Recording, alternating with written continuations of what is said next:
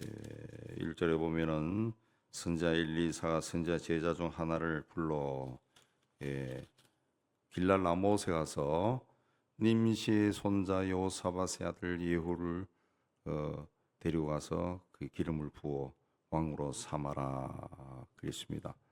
이 여호사밧은 유다의 왕 또 여호사밧인데 여기서 그래서 구별하기 위해서 님시의 손자 여호사밧의 아들 그렇게 이야기했습니다.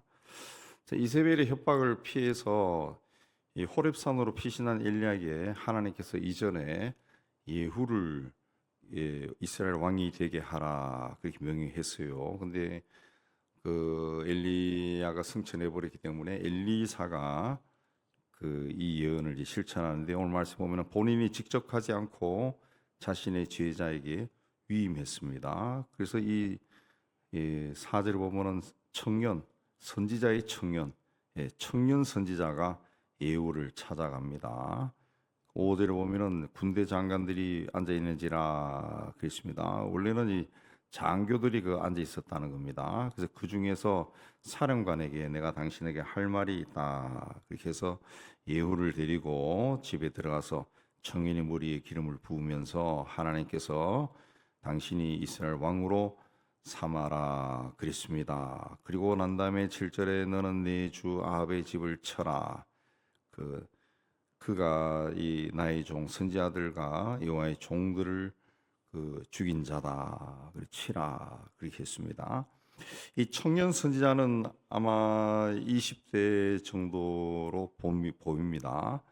그래서 이 선지자가 이제 그 예후라고 하는 군 사령관을 불러서 그에게 기름을 붓고 이스라엘 왕으로 세웁니다. 이게 굉장히 두려운 일이죠. 두렵고 떨리는 일입니다. 그래서 엘리사가 그에게도 기름을 붓고 왕으로 삼고 3절에 문을 열고 도망쳐라 지체하지 말라 그랬습니다. 그래서 이 청년도 굉장히 두려워했는 것 같아요. 그래서 그 11절에 보면은 그렇게 해서 나오니까 예후가 기름 붓고 나오니까 다른 사람들이 그 미친 자가 무슨 까닭으로 그대에 왔더냐 그랬습니다. 다른 사람들에는 미친 자로 보였다는 거예요. 굉장히 아마 1절에 보면 허리를 동이고 기름병을 손에 가지고 길랄 라못을 하라. 허리를 동인다라고 하는 것은 빨리 가라는 거죠. 뛰어가는 거죠.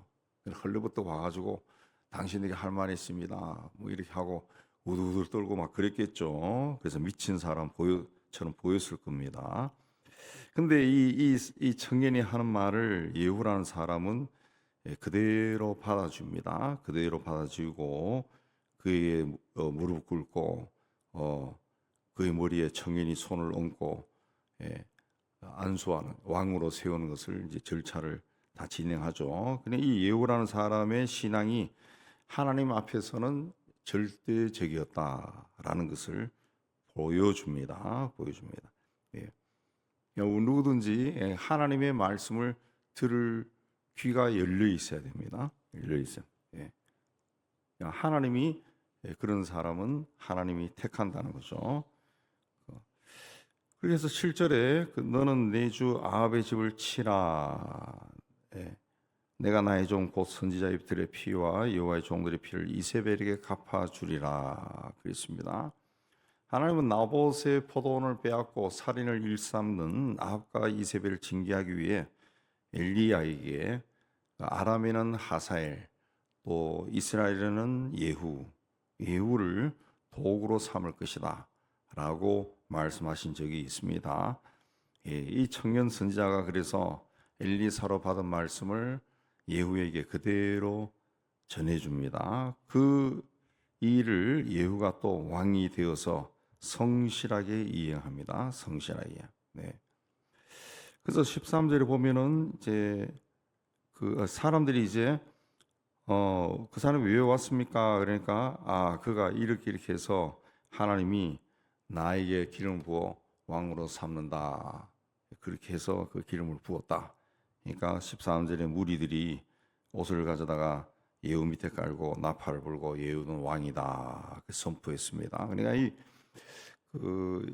이스라엘 사람들도 근본적으로 하나님에 대한 절대 신앙이 있는 거죠. 그 하나님이 이렇게 하셨다.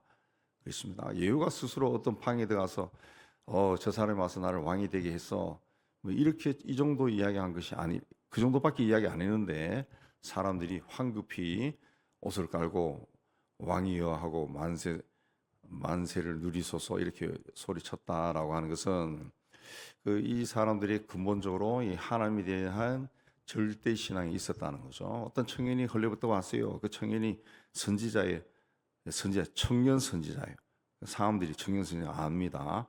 두 사람이 들어갔다가 예후라는 사람이 내가 저 사람이 나를 왕으로 세웠다. 그러니까 그 사람들이 다 놀래서 그 자리에서 엎드려서 절하고 그리 했다라고 하는 것은 이 사람들이 자기 눈에는 좀 미친 사람처럼 보였지만 그 사람이 하나님이 보낸 선지자다라는 것을 아는 순간 그가 한 말을 절대적으로 믿었다. 이거는 이제 그들의 신앙을 이야기하는 겁니다. 그래서 예후는 그만큼 왕이 될 만한 자격이 있는 사람이다. 하나님의 말씀에 귀를 기울였다라고 하는 것은 자격이 있는 사람이다라는 겁니다. 그리고 왕으로 기름을 부은 직후에 한 일은 7절 말씀 그대로 하는 겁니다.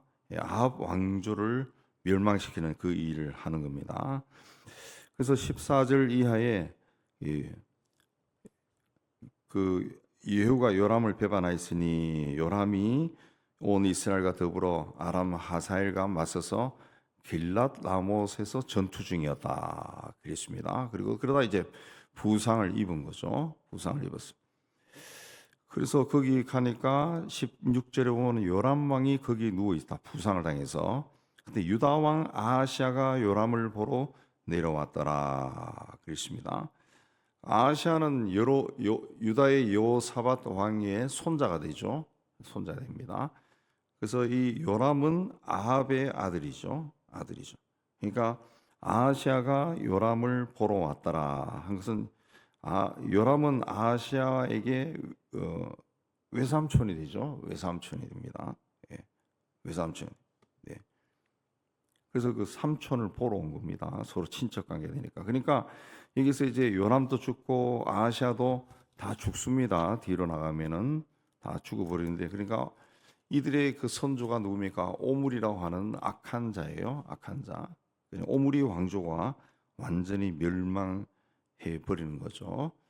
자, 오늘 말씀은 그 아합이라는 사람이 왕이 되어서 오므리 왕조, 북쪽 이스라엘의 왕과 남쪽 유다의 왕을 다 그 죽이는 그런 일로 끝나고 마지막에는 그 아합의 그 이세벨, 아합의 부인인 이세벨까지 다 죽이는 일로 끝납니다. 네, 그렇게 해서 끝납니다. 이 말씀을 통해서 이제 성경이 이야기하는 것은 우리 하나님의 사람들은 항상 그 우선순위에 하나님 말씀을 둬야 된다라는 것을 가르쳐 줍니다. 말씀을 전하는 사람이 청년이든 또 늙은 사람이든 상관없이 그가 하나님의 일을 대신해서 행한다. 하나님의 말씀을 대신 전한다.